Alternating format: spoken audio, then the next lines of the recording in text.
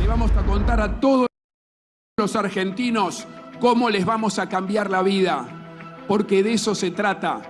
No solo buscamos un cambio de gobierno, obviamente buscamos terminar con el kirchnerismo para siempre. Para siempre. Ya tuvimos una experiencia donde iniciamos un proceso de cambio en la buena dirección y no lo pudimos sostener. Volvieron. Eso no nos va a volver a pasar. Hoy los chicos en la Argentina, en tercero o cuarto grado, no saben leer y escribir. Esto es el kirchnerismo, lo que el kirchnerismo nos deja. Se van. Queda poco, les queda poco. Paciencia, queda poco. Yo estoy convencido que el país tiene entre grandes desafíos uno, especialmente, que tiene que ver con que ya el Frente de Todos se vaya y deje de gobernar. Yo creo que eso une al pueblo argentino. Nos están dejando un país en la miseria, con altos índices de inflación y generando niveles de pobreza de más del 40% que son inaceptables para un país tan rico, tan potente y con un pueblo tan grande como es la República Argentina. No se lo vamos a permitir. Bueno, es el primer acto y la presentación de la fórmula Larreta Morales.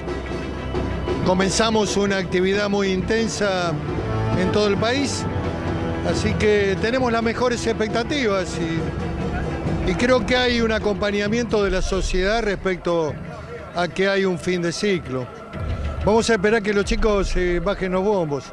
Me fui del peronismo para no escuchar más el bombo y lo vengo a escuchar acá. Me metí en política para transformar las cosas en serio, sin medias tintas. Por eso hoy en la legislatura presenté un proyecto de reforma constitucional para la ciudad de Buenos Aires. Esta reforma promueve 6 grandes cambios. Recuperar el orden público. Se va a terminar con la anarquía, la extorsión y la violencia de los piqueteros, que te impiden ir a trabajar, a educar o a transitar en paz. Orden fiscal. No hay margen para el endeudamiento público. La ciudad de Buenos Aires tiene que tener equilibrio presupuestario. La propiedad privada es inviolable. Vamos a promover juicios de desalojo rápidos y que defiendan al propietario. Educación pública, nunca más un paro y los chicos sin clases. Vamos a reconocerlo como un servicio público esencial. Salud, le vamos a cobrar el servicio de salud pública a todos los no residentes de la ciudad de Buenos Aires. Los impuestos de los porteños son para mejorarle la vida a los porteños. ¡Vamos a militar! ¡Vamos a ganar!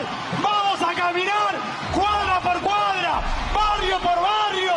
¡Fábrica por fábrica! ¡Escuela por escuela! No, yo a los tramposos no les acepto nada, no, nada, hubiesen hecho las cosas como corresponde y me hubiese ido a meterle un abrazo como Dios manda. Cuando vos las cosas las haces mañana, tramposa, lo hablé con vos, Jorge, siento hoy una gran desilusión porque siento que me quedé a mitad de camino. Teníamos a la ministra de Desarrollo Social de nuestro gobierno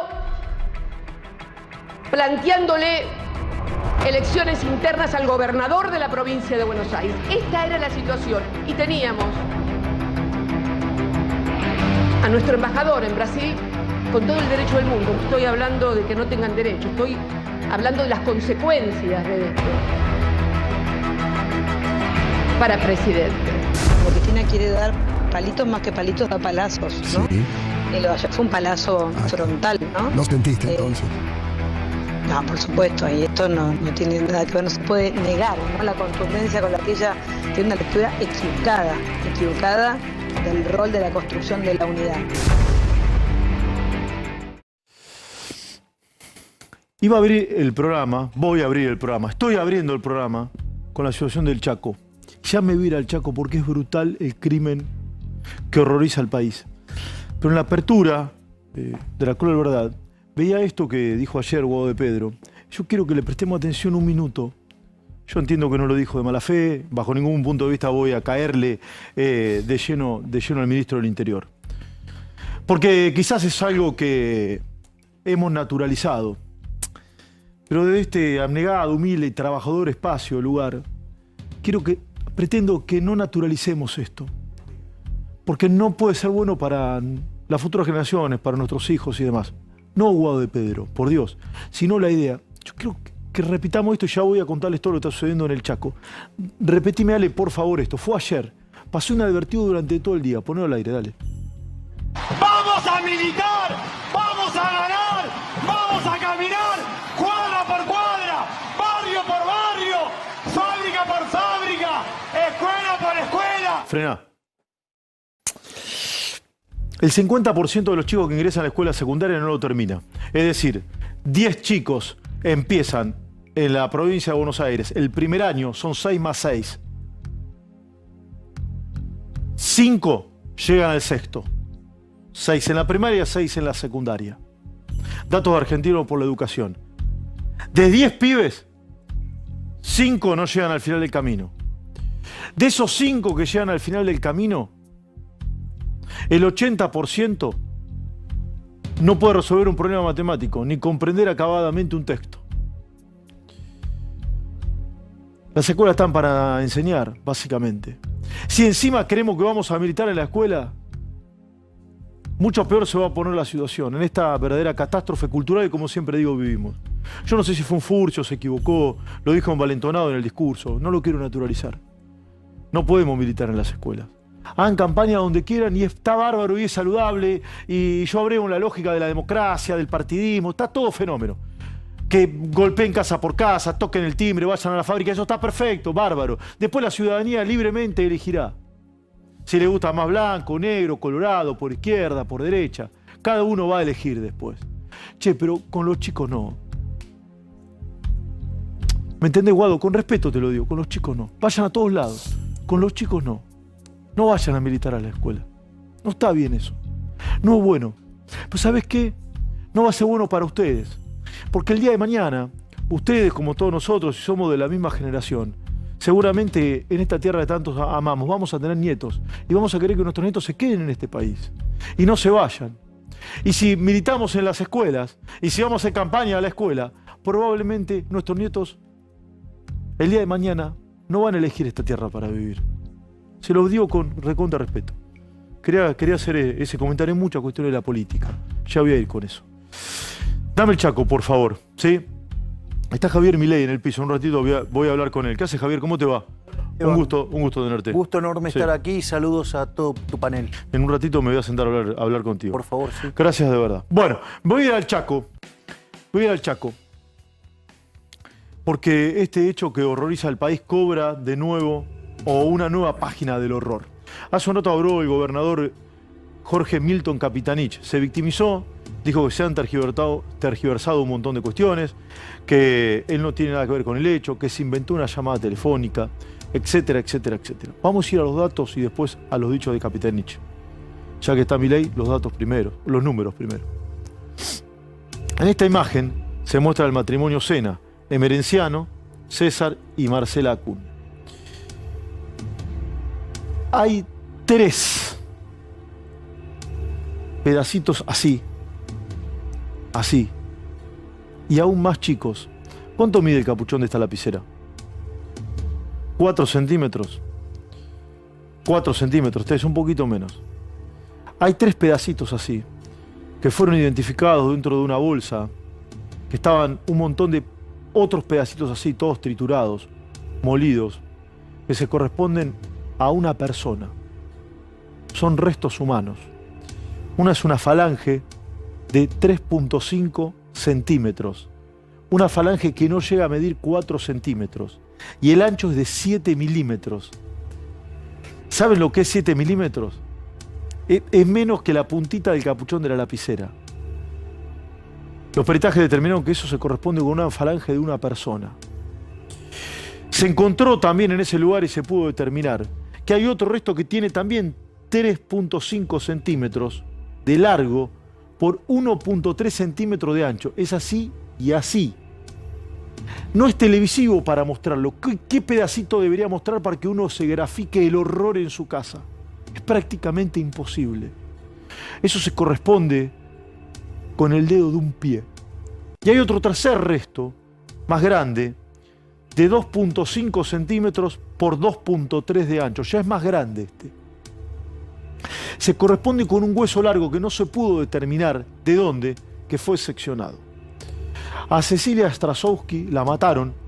No está claro cómo. Nadie va a poder precisar la mecánica de muerte, salvo que alguna de las 7 personas o alguna otra que aparezca en la investigación judicial y que el día de mañana sea detenida, cuente acabadamente la mecánica de muerte, cómo la mataron. Porque ya es un hecho que la mataron. La ahorcaron, la asfixiaron, le pegaron un balazo, una puñalada, no está claro. Y como el cuerpo lamentablemente no va a aparecer, y como los cuerpos hablan, acá no habrá quien hable para dar el dato fehaciente y concreto del punto de vista científico de cómo mataron a esta chica de 28 años, casada con César Sena. Jorge Capitanich habló hace un ratito nada más. Jorge Capitanich no es responsable penal del hecho, bajo ningún punto de vista. Y sería algo abominable acusarlo desde el punto de vista penal a Capitanich. Jamás se hizo eso acá. Pero hay otra causa judicial que tiene que ver con la ruta del dinero, que probablemente lo tenga a Capitanich sentado en algún momento frente al fiscal federal. Entiendo que como testigo, pero alguna que otra explicación como testigo en la justicia va a tener que dar Capitanich. Que en el medio del horror, no bien se conocieron los datos de que estas 3 partes trituradas corresponden a una persona, no se determinó quién todavía corresponde a una persona. Una vez que se conoció ese resultado, Capitanich decía esto. No se puede todo el tiempo manipular. O sea, yo tengo el cuero duro de la política, he soportado todo tipo de ataques, vejarme de todo tipo de naturaleza, pero esto, por favor, no inventen, nada más. Lo que quiero decir es lo siguiente.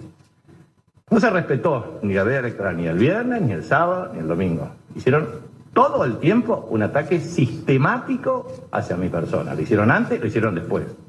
Y la verdad es que esto, lo que quiero transmitir es desde el punto de vista de la responsabilidad individual. Se ha llegado a plantear desde la intervención federal hasta cualquier otro tipo de cuestiones. Y la verdad es que lo que quiero transmitir es que hasta acá llegó un límite ya de tamaño nivel de agresión desde el punto de vista de la comunicación. Falso el tema de cuándo se hizo el pavimento urbano. Falso el tema de la comunicación telefónica. Falso de que no exista control. Falso el sistema de transferencia de recursos. Bueno, la otra cuestión que intentaron es, bueno, ya claramente instalan todo el tiempo, bueno, muy bien, después noticias falsas. Ataques sistemáticos, todo el tiempo pretendiendo mentir descarada y deliberadamente sobre una cuestión. Entonces, si hablé antes, si hablé después, si por qué lo dijo, si en qué condiciones, etcétera, etcétera. Todo el tiempo se planteó objetivamente que tenía que suspender las elecciones. Y obviamente lo que he planteado claramente es el mantenimiento del 18 de junio, como corresponde desde el punto de vista institucional. Esta es una provincia en donde jamás hubo una intervención federal. ¿Saben por qué? Porque las instituciones funcionan. Para que quede claro, Capitanich no es la víctima de nada. Primero, en Argentina hay que explicar lo obvio. Es increíble esto, que en Argentina haya que explicar lo obvio. Capitanich no es víctima de nada. La víctima es primero Cecilia Strasowski, después su papá, o primero su mamá, Gloria Romero, y después su papá. Ubíquenlo en el lugar que quieran. Y su hermana. Primero Cecilia, después la familia. Capitanich no es víctima de nada. Primer punto, pero es algo objetivo, es un dato. No es la víctima Capitanich. Si Capitanich mañana se quisiese presentar como particular damnificado o querellante en el expediente, ¿sería admitido? No. ¿Por qué? Porque no tiene nada que ver con la víctima. Es más, Capitanich era amigo de los victimarios, de los asesinos. O sea, de víctima no tiene nada Capitanich. ¿Es responsable penal del hecho? No, pero no tiene nada de víctima. Punto 1. Punto 2. Capitanich miente con el tema de los fondos y probablemente también con la llamada. El gobierno de Capitanich le giraba en forma periódica a la fundación de Armenenciano Sena y de Marcela Acuña periódicamente la friolera de 843.000 pesos día. Si uno hace la cuenta de cuánto le giró hasta el 9 de junio, en lo que va del año, ¿sí? Si contás los días hábiles y los días, te da 843.000 por día. El último giro de dinero confirmado por la justicia, lo dijo el fiscal Sabadini ayer en una entrevista que mantuvimos con Martín Angulo y todo el equipo. El último giro fue el 9, no el 7, perdón, el 9 de junio. Ya estaban todos detenidos y el crimen ya se había consumado. Aún el crimen consumado, el gobierno de Capitanich seguía girando plata. Acá cabe preguntarse para qué giraban esa plata. Entre el delito y lo amoral, a veces hay una brecha bastante grande, porque el solo hecho de girar plata no es delito. Ahora, de mínima es poco ético, por no decir amoral. Es decir, Capitanich ahí está mintiendo. Después hay otro tema. ¿Habló Capitanich con Hermenenciano Sena una vez consumado el crimen? Por ahora no lo sabemos. No está claro que hayan hablado. Pero sí, uno de los 3 fiscales que está llevando a cabo el expediente en ciernes, el expediente judicial, quiere tratar de determinar el entrecruzamiento de las llamadas y en los teléfonos que se abrieron y que está siendo peritado, cuyos resultados se van a conocer mañana, ¿no, Martín, querido? En principio. En principio mañana. Si hay alguna comunicación con Capitanich o con gente de Capitanich, por ejemplo, la ministra de Seguridad o la vicegobernadora de Capitanich. Nada de esto todavía está claro. Como no está claro, no puede decir Capitanich, no, todo eso es mentira. Veremos qué es lo que dice, veremos qué es lo que dice el fiscal. El imperio político, abrazado a la impunidad, de Merenciano Sena, Marcela Acuña, este hombre Obregón, su señora esposa y todo su séquito, sí, solo sí fue financiado al calor y al abrigo del dinero de todos los argentinos que manejó Capitanich. Y que Capitanich se lo daba a sola firma a esta gente. ¿A cambio de qué?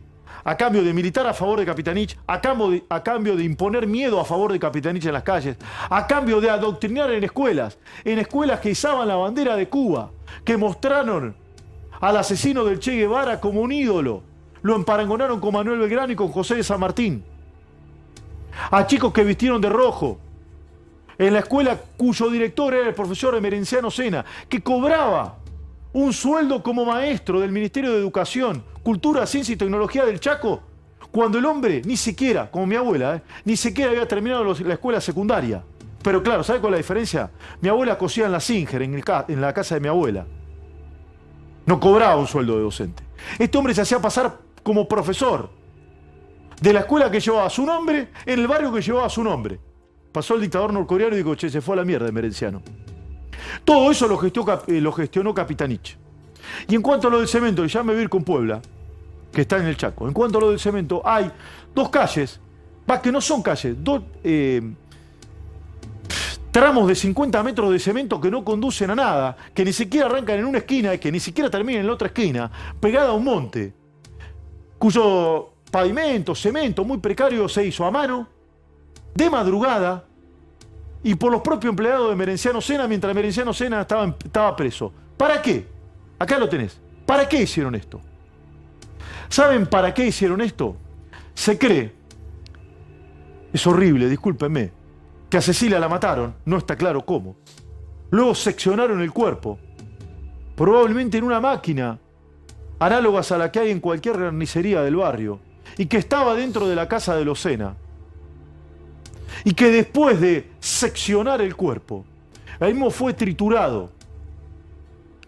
Una vez consumado este hecho dantesco, abominable, asqueroso, repugnante, delictual, esos restos óseos fueron esparcidos en diferentes lugares. En algunos lugares los quemaron, como a la vera del río Tragadero, y en otro lugar probablemente le pusieron cemento arriba. ¿Para qué si no han de construir una calle que no es calle en un lugar donde no se necesitan calles y donde tampoco hay calles? ¿Se entiende o no? ¿Para qué? Y de madrugada. Y cuando Alejandro Puebla fue al lugar, le decía, no, yo no puedo hablar del tema. Capitanich no puede victimizarse. Y le recuerdo, señor gobernador, con máximo respeto a su investidura, que por mucho menos el partido gobernante al cual usted adscribe insistió en pedir la intervención en Jujuy, por mucho menos que esto, por muchísimo menos que esto. Porque acá hay una desaparecida en democracia. No lo estoy responsabilizando a usted por la desaparición física del asesinato, pero sí que usted es responsable, probablemente, de que los Sena tengan un verdadero imperio económico, de miedo, de terror, y que cultivaban también, ¿saben qué? La impunidad. Y probablemente como cultivaban la impunidad y se creían impunes, la mataron, la descuartizaron y la trituraron. Me voy a ir con Puebla, un minuto antes de hablar con Javier Milei, que tiene enorme amabilidad de atendernos, de esperarnos en el piso. Ale, querido, bienvenido, buenas noches. 20 minutos pasaron de las 9 de la noche, vamos. Esteban, buenas noches.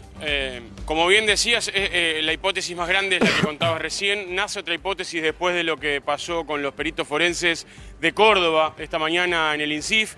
Otra hipótesis que también lo suma Melgarejo, suma varios cargas de combustible, quebracho y lo que pudieran haber hecho con una masa con el cuerpo de Cecilia. ¿Por qué? Porque en el lugar se encontraron varias piezas dentales. Atención que esto es clave porque el diente puede llegar a tener ADN de Cecilia. En las próximas horas se le va a pedir una muestra de ADN a Gloria, se le va a pedir una muestra de ADN a su padre para que la muestra sea el 99% y obviamente no queden dudas de que seguramente los dientes encontrados son de Cecilia. En este momento Fiscalía se encuentra vallada todavía más, Esteban. Fíjate que se agregó un portón de vallado, se agregó más vallado. ¿Por qué? Porque en el día de mañana Obregón y Melgarejo se van a tener que presentar aquí en Fiscalía, los van a trasladar para leerle todo el avance de la causa y sobre todo el resultado de los huesos encontrados y la declaración de Fabiana González, que a uno lo sitúa depositando el cuerpo y encendiándolo por primera vez, y a Melgarejo manteniendo la llama viva para que el cuerpo se termine, obviamente, de consumir y después romperlo a mazazos, volverlo a juntar con una pala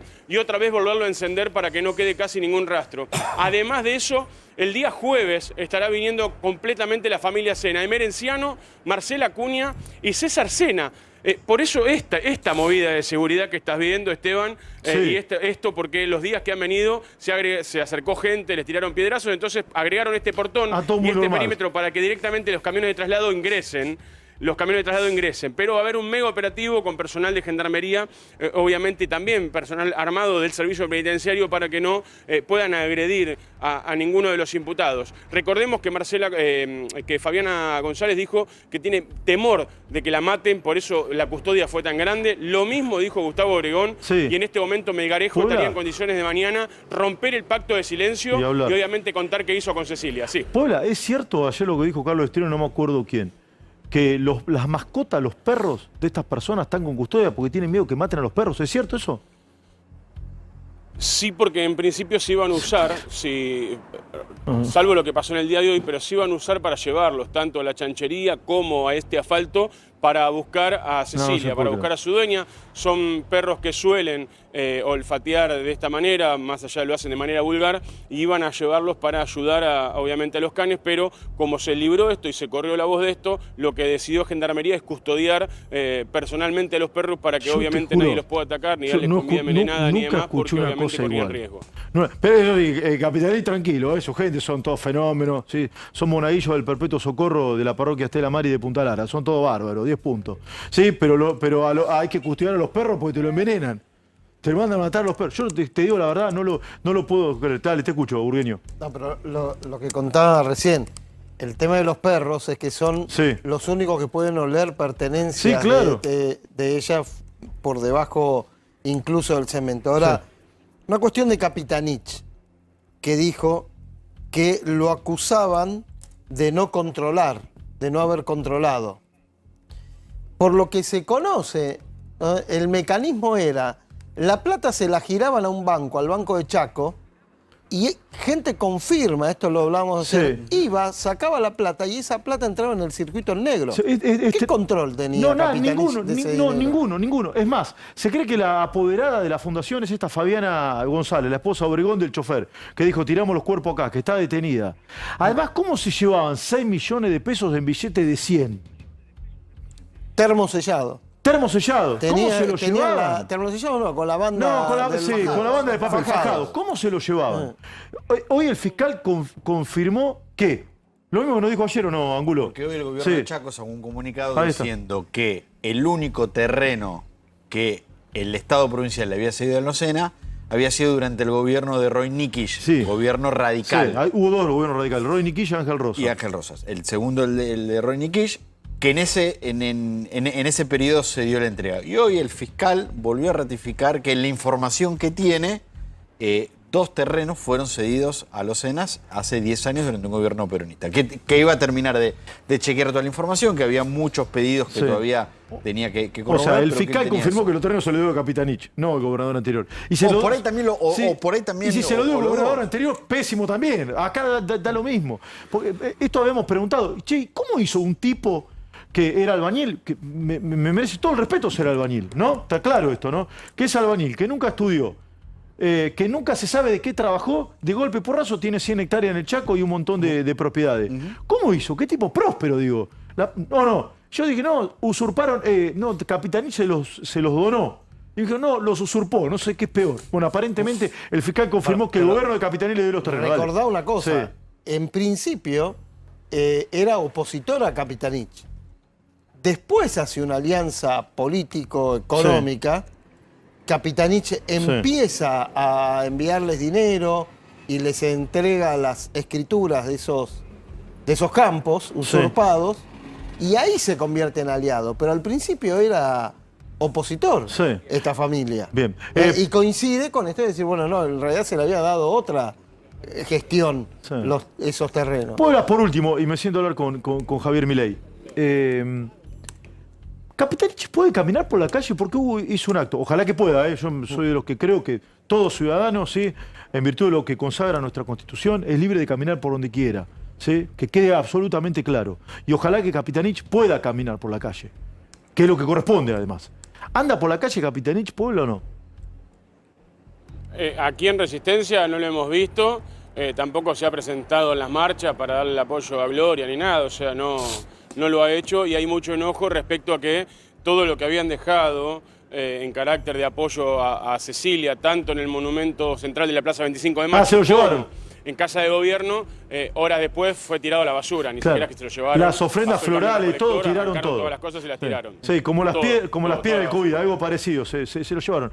¿Alguien del Ministerio de la Mujer viste allá, Puebla, o no? No hemos visto a nadie. Sí que le han transferido a una cuenta X a Gloria porque dijeron que le correspondía dinero. Gloria no va a hacer usufructo de ese dinero y tampoco va a ingresar a esa cuenta. Un dato, Esteban, relevante para lo que estaba diciendo. Merenciano no terminó la primaria. Sí, es director de un colegio. Vos sabés que mi abuela Marta Ortiz de Huartemendía, de Trebuca en realidad, Huartemendía era el otro apellido que tenía, hizo segundo grado.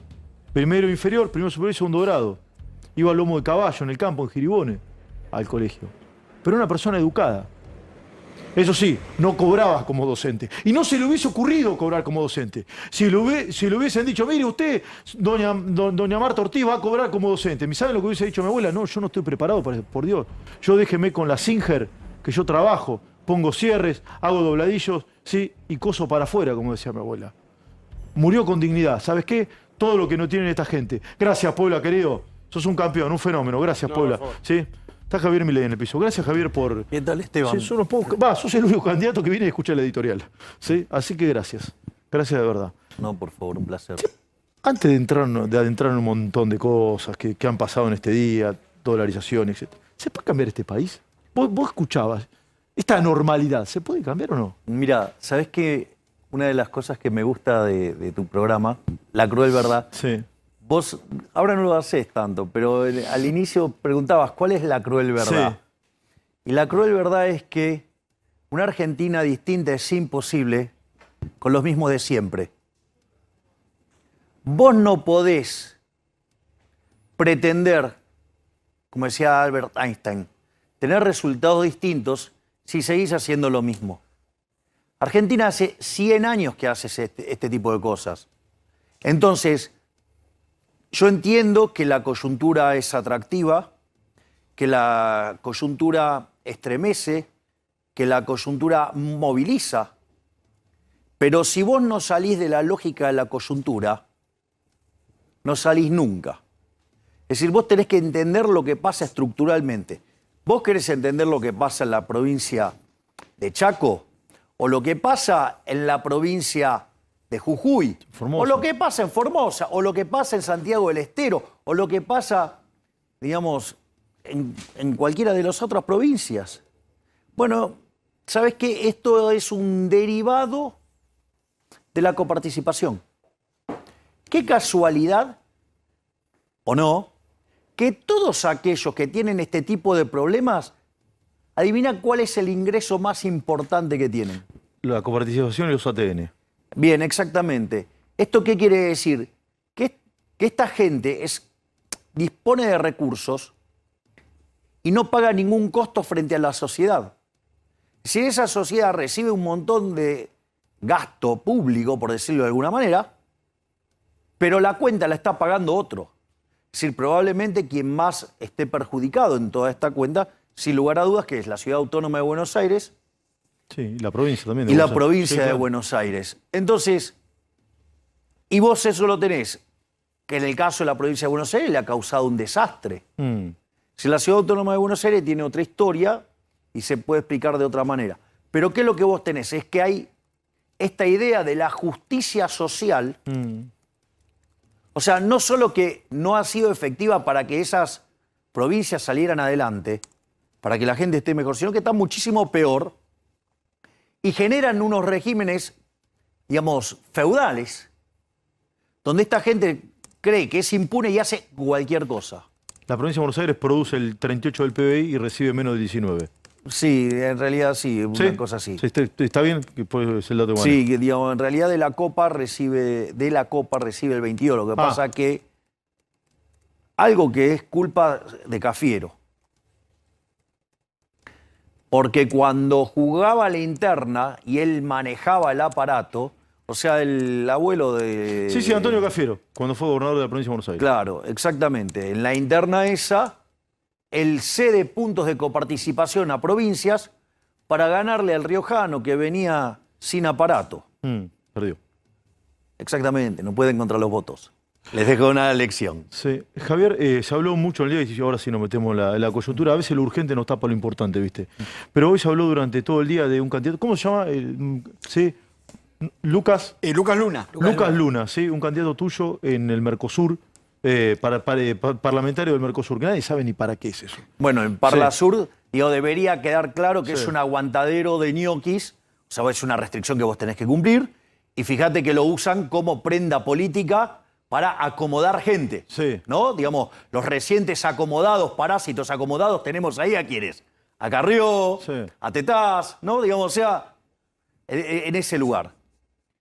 Ahora, vos pusiste una persona que criticó a Franco Rinaldi, dijo, lo capacitado no lo voto ni loco. Bueno, a ver, lo que quiero decir es que esa persona cometió un error inadmisible.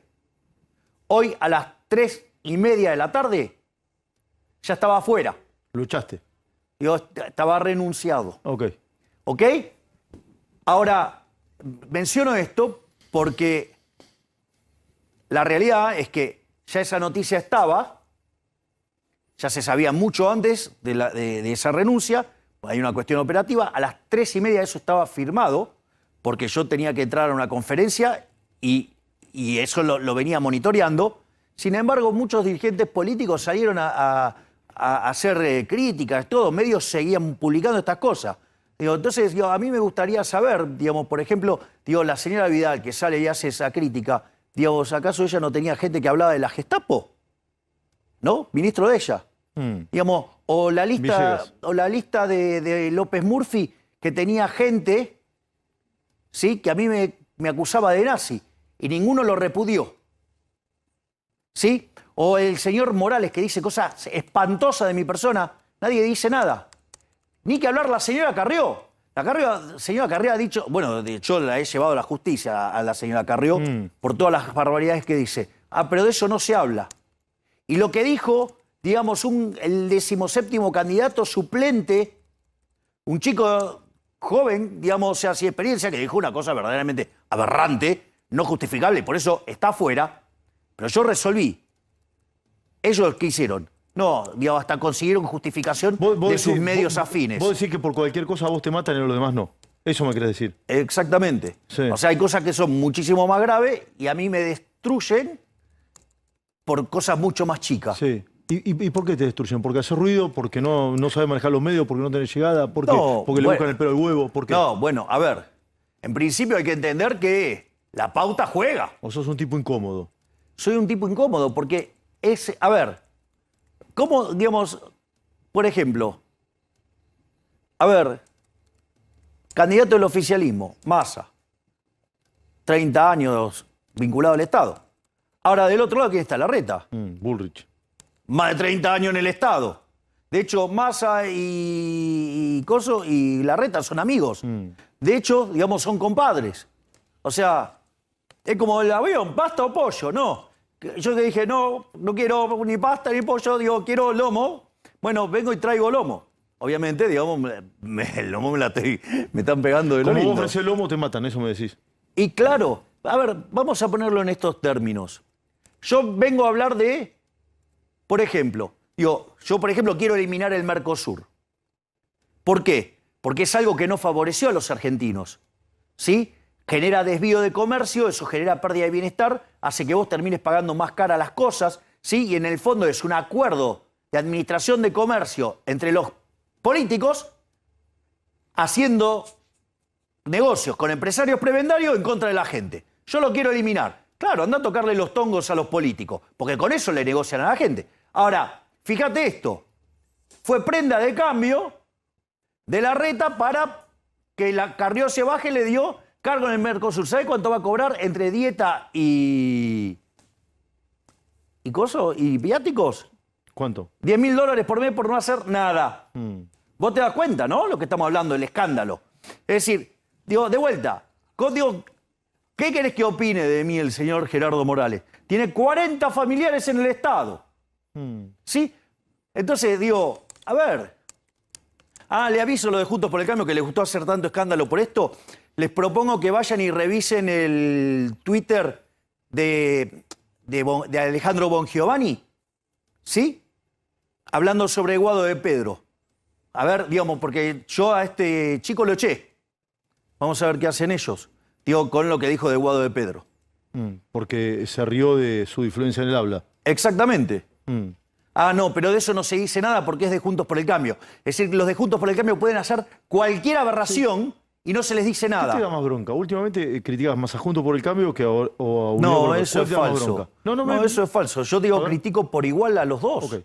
O sea, yo lo que digo es, mirá, estamos frente a una oportunidad histórica. A ver. Sí, si vos lo querés pensar entre Massa y Larreta es casta versus casta. Yo te estoy haciendo otra propuesta. Yo te planteo el problema distinto. Casta versus libertad.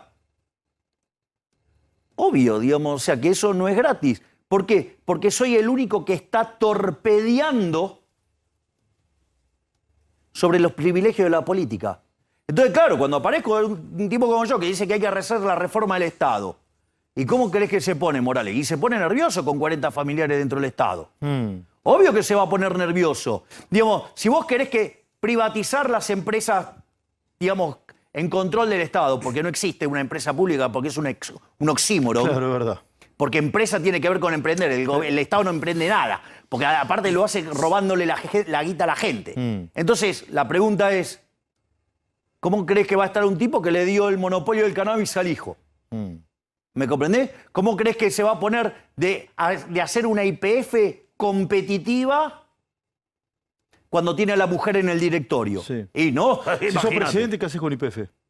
Para mí tiene que volver a ser privatizada. De hecho... O sea, el 51% de las acciones que están en parte del Estado argentino, ¿qué haces? Sí, pero además que tenga que ser irreversible, que no se pueda volver atrás.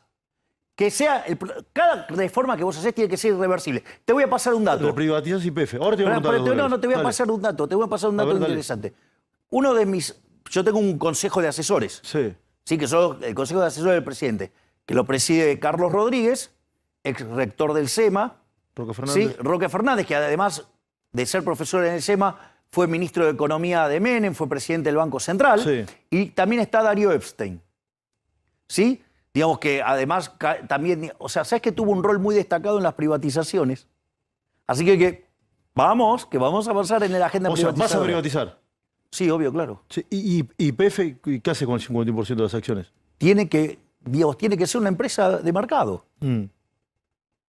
Hoy dijo... O sea, te explico una cosa. Vos tenés que hacer como se hizo en los 90.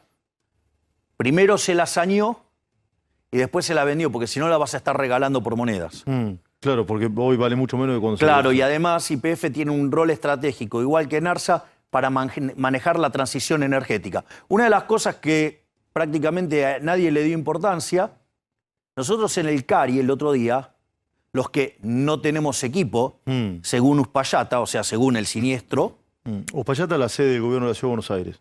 Bueno, Parque Patricios. Bueno, nosotros presentamos nuestro plan energético, ¿sí? Donde el doctor Eduardo Rodríguez Chirilo, digo, ¿qué presentó? Presentó sobre el sector petrolero, el sector de gas, el sector de electricidad, el sector de energías renovables. No solo el diagnóstico, ¿sí? Cosa que en Juntos por el Cambio no se pueden poner de acuerdo, y el gobierno es parte del problema, así que con lo cual, digamos, o sea, por eso a veces digo, no hace ni falta hablar del gobierno, pues es un desastre. Pero lo otro que digo es, dimos diagnóstico y además hicimos propuestas de soluciones. ¿Quién hizo alguna propuesta seria para el sector energético? Yo te lo hago así. Sí. Carlos, que es un especialista en estos temas. ¿Alguien vos viste que tenga alguna propuesta? El gobierno nacional, pero no creo que sea a lo que vos te referís. No, eso es más parte del problema, es agrandar el problema. Tiene un plan pero distinto al tuyo, digamos. Sí, pero sabemos que eso conduce a más problemas. O sea, de hecho, a ver, de los últimos, o sea, el kirchnerismo gobernó 12 de corrido, después vino 4 Macri y ahora vamos 4 más el kirchnerismo. O sea, el kirchnerismo generó este problema. Sí. No es parte de la... A ver, el kirchnerismo no es parte de la solución, es parte del problema. Y del otro lado también, ¿vos sabías que hoy, por ejemplo, Juntos es parte del problema también? Gran parte de Juntos por el Cambio es parte del problema. Sí. Hoy, Patricia Bullrich, es una cosa muy de color, pero te la quiero preguntar. Y ahora voy con la dolarización porque vi que hiciste un tuit. Hoy Patricia Bullrich dijo que si ella es presidente no va a vivir en Olivos. Si vos sos presidente, ¿dónde vivirías? ¿O ni lo pensaste? Yo sí voy a vivir en Olivos. ¿Sí? Sí. Está bien. Digo, no hago demagogia barata. ¿Eso es demagogia barata? Sí, obvio. O sea, hay cosas que, digo, o sea, vos, cuando llegás al cargo, tenés determinadas restricciones. O sea, ¿vos te crees que cuando alguien llega a ser presidente su seguridad la puede manejar solo? No, eso está claro. Bien, digo, ¿querés que te dé otro ejemplo de demagogia barata? Digo, cuando discuten el tema del avión. Si vos, yo digo... Eso, ¿qué harías con el avión? Por eso. ¿Te acordás que de la Rúa decía, voy a vender el Tango 01? Sí. Digo, típico radical chanta. ¿Sí? Y al final después, ¿qué hizo? No pudo. No. Porque hay una cuestión de seguridad. Yo te hago una pregunta. Supongamos lo siguiente. Avanzamos unos meses en el tiempo, yo soy el presidente de la Argentina. Sí. ¿A vos qué te parece si el presidente de la Argentina va y se sube a un avión de línea? ¿Qué crees que pasa? Bueno, el presidente australiano viaja en avión de línea a veces. ¿En cuántas? Sí. Digo, a ver, es la excepción que confirma la regla. Sí. Son países con otra cultura. Yo lo que te digo es, ¿vos te das cuenta del riesgo que le estás cargando al resto de los ciudadanos? Vos te quedarías con, ¿cómo se llama? El ARC 01, se llama, el que compró ahora. ¿Te lo quedarías con el avión? El avión lo necesitas, o sea, superar una cuestión, no es solamente por una... No es un tema de comodidad. Está bien. O sea, me vas a decir a mí, digo, yo viajo por todo el mundo y viajo por todo el mundo y viajo en la clase que me manden. Sí. ¿Y vos te ves por tu seguridad, Javier, o no? Mira, yo tomo los... A ver, uno no tiene que subestimar la situación. O sea, yo no tengo miedo, pero hay que saber tener los cuidados pertinentes. Ahora, todo esto sale del bolsillo mío, no se lo cargo a ningún argentino. Sí. O sea, la pongo de la mía. ¿El qué pone de la tuya? ¿Tu Digamos, chofer? lo que tiene que, claro, lo que tiene que ver con el, sí, claro, el cuidado tanto de mi hermana como mío. O sea, me ocupo yo. O sea, no le cuesto ni un mango a los argentinos en eso. O sea, ¿vos tenés chofer? Sí, porque yo ahora, digamos, vivo en Benavides. Sí. Entonces, ¿qué es lo que pasa? Son casi 40 y pico de kilómetros hasta que llego y después, o sea, a lo largo del día hago más de 100 kilómetros. Yo estoy durmiendo, por ejemplo, en los últimos 10 días, dado lo que fueron los cierres de Alista, durmiendo 3 horas por día. 3 horas por día, menos que Neuta dormías. Bueno, porque sí, yo no sabía que era tan salvaje el mecanismo este. El mecanismo de cierre de lista. Exactamente. Yo jamás me imaginé, por ejemplo, gente, digamos, mandando mensajes o llamándome diciendo, si a mí no me pones en la lista, te voy a denunciar por qué cosa. O sea, digo, extorsión, amenazas. ¿Ah, sí? Sí, así de una. Es una cosa bastante complicada, por decirlo. La verdad que nunca me imaginé que era así. Después hay cosas graciosas también, ¿eh? A ver. Sí, porque recibí como cerca de 7 u 8 currículums de personas diciendo que ellos eran, digamos, el que tenía que ser intendente de no sé dónde. Ahí te mandan el currículum. Sí, una cosa. Siempre el día del cierre la viste, una cosa, ¿viste? ¿Estaba bueno el currículum? ¿Lo viste, por lo menos, no? No, pero yo miraba, Dios, decía tal cosa, o sea, pero era gente, Dios, ni siquiera con mínimo vínculo con la política, nada. O sea, así de la nada, dijo. Sí, el sodero, el ingeniero del barrio. Sí, claro, más raro que un conejo negro en un truco de magia. Claro. Y se te presentaron para ser candidato. Sí, te juro que hasta me resultaba simpático. ¿Y todos los candidatos los conoces a todos?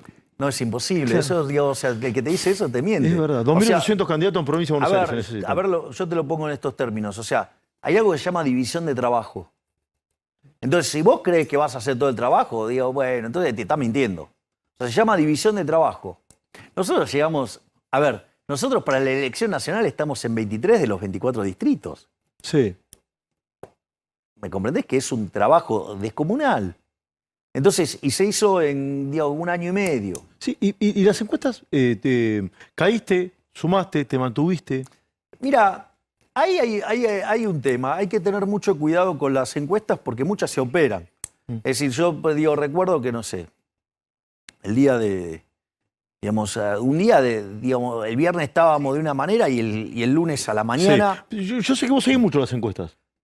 Miro de los dos lados para saber dónde están los pisos. Entonces y de repente se te cambian los números muy fuertemente. Ahora, casualmente, por ejemplo, una de esas caídas más abruptas, digamos, o sea, es de una consultora, ¿sí? Donde es manejada por la mujer de un hombre que es socio de un socio de Larreta. O se da en otro caso donde de un tipo, digamos, que era empleado de Vidal y que además, o sea... me ha ensuciado, ha atacado... Y en esas encuestas vos caías. Claro, ha atacado a nuestros votantes. O, digamos, otro, ¿sí? Que me plantó una agencia para hacerme una campaña, digamos, negativa. Te lo cuento. Entonces, Mirá, no, te digo. Sí. ¿Sabés qué es lo que me ofrecieron? Vinieron y ¿sabés qué me ofrecieron como servicio? ¿Sí? Ensuciarlo a Larreta. ¿Y sabés lo que nos ofrecieron eso? Cuando terminó la reunión, ¿sabés? Con mi hermana, ¿sabés qué dijimos? Nosotros eso no hacemos. Pero hay gente que lo hace. Sí, y en realidad, cuando te ofrecen esas cosas gratis, es porque la víctima sos vos. Sí, me estoy quedando por ahí en la anécdota. ¿Y pudiste recuperar el sueño o no? Sí, de a poco lo voy a ir recuperando. Sí. O sea, porque eso es una cuestión de que estás trabajando mucho, o sea, pero nada, o sea, yo digo, o sea, trabajar no es un problema para mí, ¿eh? Sí. Digo, yo empecé a trabajar a los 16 años. Sí, lo sé. ¿Vos donás tu dieta? Sí. Sí, la sorteás. Algunos se habla de que vas a obtener entre 20, 30, otros dicen 40 legisladores. Bueno, no sé, veremos en octubre cuántos podés llegar a tener. Lo que digan los resultados, bien, o sea, que yo soy recontra bilardista. Sí, ya lo sé, yo también. O sea, por eso. Bueno, pero son números que se manejan. Gol, mira, gol, ahora con VAR y todo, es solo cuando sacó el contrario. Sí. Ya está. Es verdad. ¿Está claro? Sí. Listo, mira, la mentira y las operaciones de encuestadores, ¿sí? El caso que mencioné primero... Además, es una de las que más guita se lleva de la ciudad, con encuestas. Ah, la conozco. ¿Y diputados? Sí, obvio, claro que la conoces. Diputados, 20, 30, los que ubiques. ¿Vos le vas a ser, me imagino la respuesta por cómo pensás, pero te lo quiero preguntar, ¿vos le vas a imponer que donen la dieta? No. No, porque eso es, a ver, es una cuestión filosófica mía. Claro. Digo, y no tenés por qué pensar como yo. Digo, o sea, mira, vos, nuestro prócer Alberto Venegas Lynch, hijo, digo que yo tengo el honor de que Berti, su hijo, encabece nuestra lista de candidatos a diputados nacionales por la provincia de Buenos Aires. Esto es mío, ¿eh? Un gran ser humano. Después cada uno que vote a quien quiera, pero un gran ser humano. Ser humano, maravilloso, digamos, formado, digamos, un liberal de pura cepa. Los liberales no somos manada. Entonces uno puede pensar de una manera, otra puede pensar de otro. A nosotros no nos molesta pensar distinto. De hecho, nosotros creemos que... ¿Vos aceptás la opinión en contrario? Pero escúchame, digamos, o sea, te lo puedo dar con el caso de la dolarización. Nosotros teníamos un modelo originalmente. Y cuando nosotros vimos el modelo de Emilio Campo, nos pareció maravilloso y tomamos eso. Es más, después a esa mejora, vimos mejoras que hizo Diana Mondino y adentro. Ahora, ¿vos te fijaste el lujo de lo que estamos proponiendo? Sí. A Berti Venegas Lynch, digamos, a Diana Mondino, a Marcela Pagano, a Sandra Petovelo, digamos, a Romina Díez en Rosario. Digo, decime quién tiene... Lo puedo, digo, sí, la provincia de Buenos Aires. Sí. Digo, Berti Venegas Lynch, digo, o sea, ¿quién está del otro lado? Máximo Kirchner, Pichetto. Ritondo. Bueno, ¿me entendés lo que te digo? Sí, ahora, o sea, vos te das cuenta cómo nosotros venimos a enriquecer la calidad del debate y a hacer algo distinto. Sí. Es decir, nosotros somos el verdadero cambio. Y si no te toca, vas a hacer una oposición constructiva, ¿no? Viste que se habla de que el que pierde acompaña. Mira, nosotros todo lo que sean reformas pro mercado, las vamos a acompañar. Todo lo que sea en favor de la libertad lo vamos a acompañar. Sea idea de Massa o de Bullrich o de Larreta. No importa. No importa. Digo, a mí lo que me importa, a mí, es la idea, no la persona. Me importa discutir ideas, no personas. Digo, o sea, ¿qué me importa, digo, si, no sé, vos, no sé, sos marxista y tenés una buena idea? Sí. Es buena. Sí. O sea, digo, quizás le salió por error, no me importa, pero lo que sea... Y sí, porque, viste... Sobacho. No, bueno, se llama error tipo 2. ¿Cómo es eso? Y hacer las cosas que te salga bien el resultado cuando hiciste todo mal. ¿Eso se llama? Error tipo 2. Error tipo 2. Sí, de hecho yo soy un error tipo 2. ¿Vos sos un error tipo 2? Sí, digamos, o sea, hice todo mal y me salió bien. Y porque, escúchame, digo, los economistas en general son personas, digo, no son personas queridas. ¿Me entendés? O sea, son personas bastante que, digo, o sea, te dicen que todo no alcanza. Digo, traen siempre malas noticias. Es verdad. Con lo cual, digo, la gente, los economistas no lo quiere mucho. Sí. Digo, primer punto. Segundo punto. Además, soy economista matemático. Llegas a agarrar mis artículos de la época que escribía artículos académicos. Ahora escribo libros de divulgación. Sos un error tipo 2. Pará, pero Pero sigamos el argumento. Sí, dale. O sea, un economista matemático, o sea, nada, un perro verde. ¿Me comprendés? Pero si a eso le sumás... ¿Y sos medio un perro verde o no? Sí, con pintita violeta encima. Perro verde con pintita violeta. Claro, más raro todavía. Pará. Pero esperá y te voy a hacer un corte. Pero quiero que sigamos esta idea. Vos venís al diván acá, ¿viste? Y va el remate. Sí, Créeme que viene el remate. A ver, dale. Pero no seas ansioso. No, y bueno, lo sé. No seas ansioso. Digo, ya bastante tengo con la ansiedad de la gente con la dolarización, la cual la vamos a hacer. Te aviso que soy presidente de la dolarizo Argentina. Pero al margen de eso, lo que quiero decir esto, también pensá, soy un liberal en un país, bueno, ahora cambió, digamos, pero en un país bien de izquierda. Entonces, digo, la verdad que con todas las características mías, la gente debería odiarme.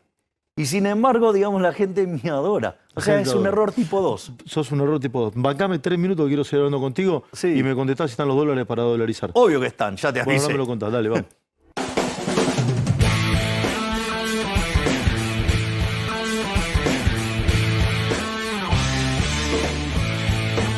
Bueno, vino el perro verde, que es candidato a presidente por la Libertad Avanza. Perro verde con mancha azul, dijiste que tenías. Sí, digamos, es una forma distinta de manifestar. Raro. Sí, que nosotros somos tipo raro.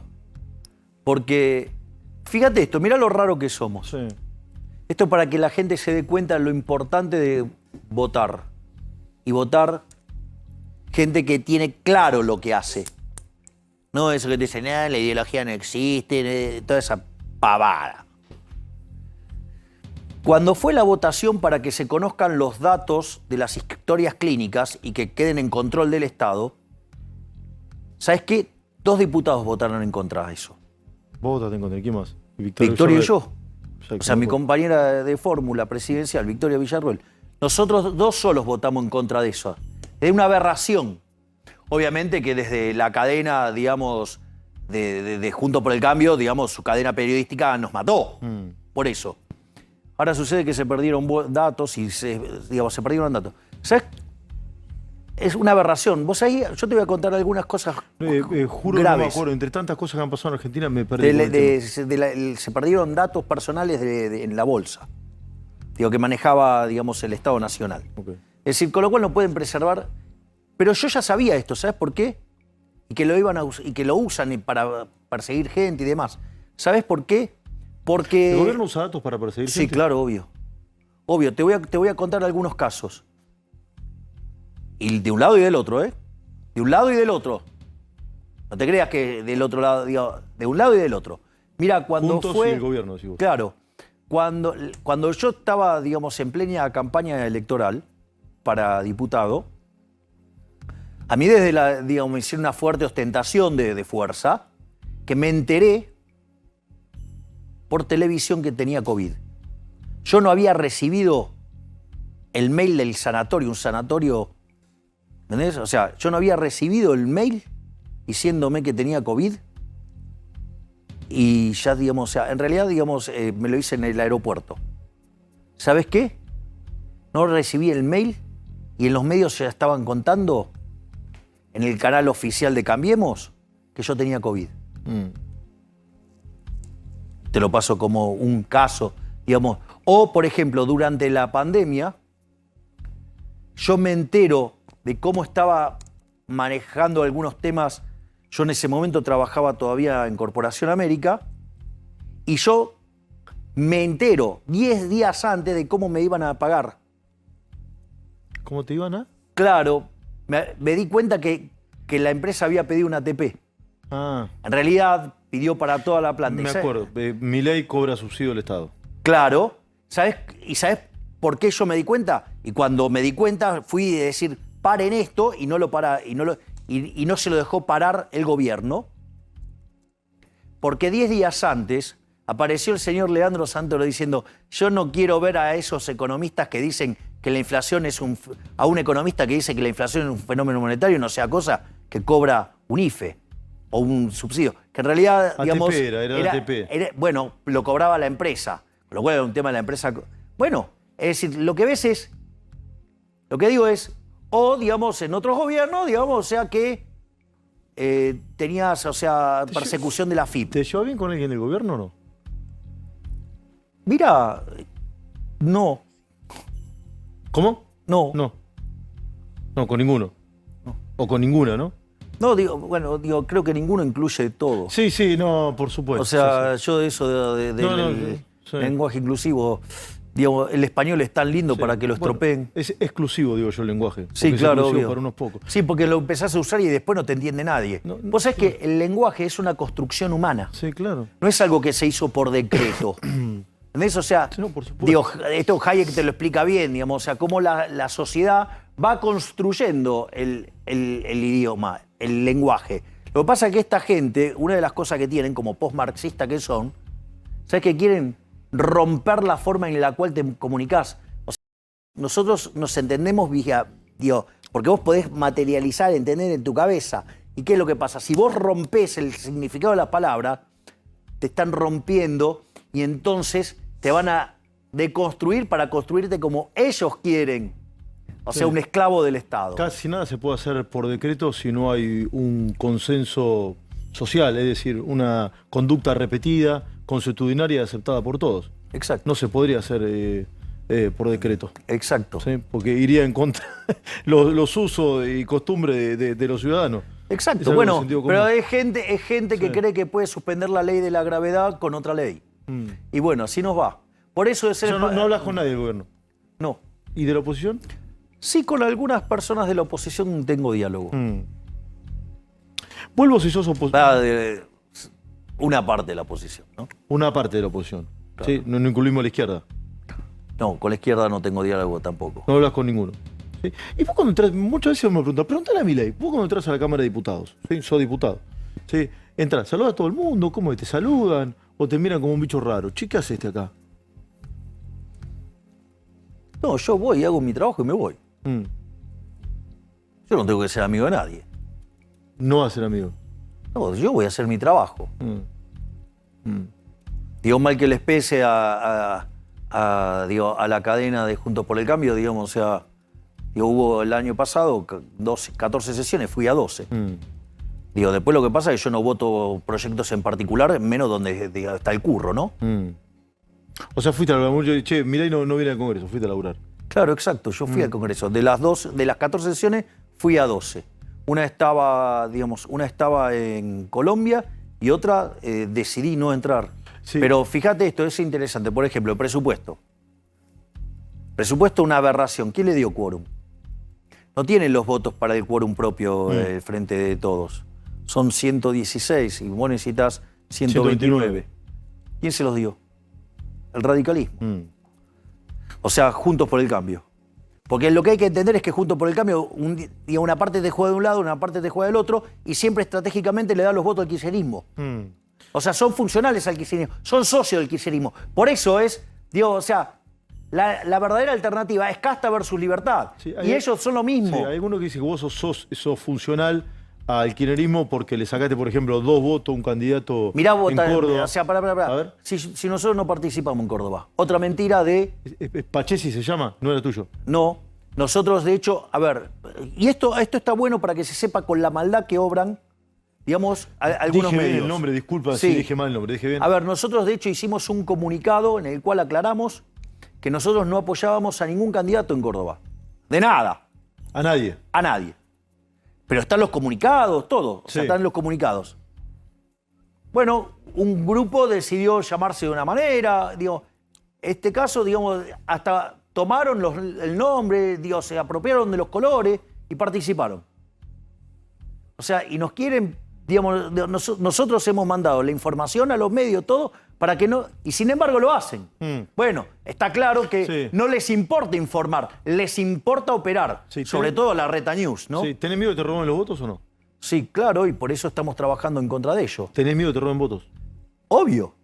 Entonces nosotros ahí estamos haciendo varias cuestiones. Estamos trabajando en fortalecer la estructura y además nosotros hicimos una campaña para reclutar fiscales.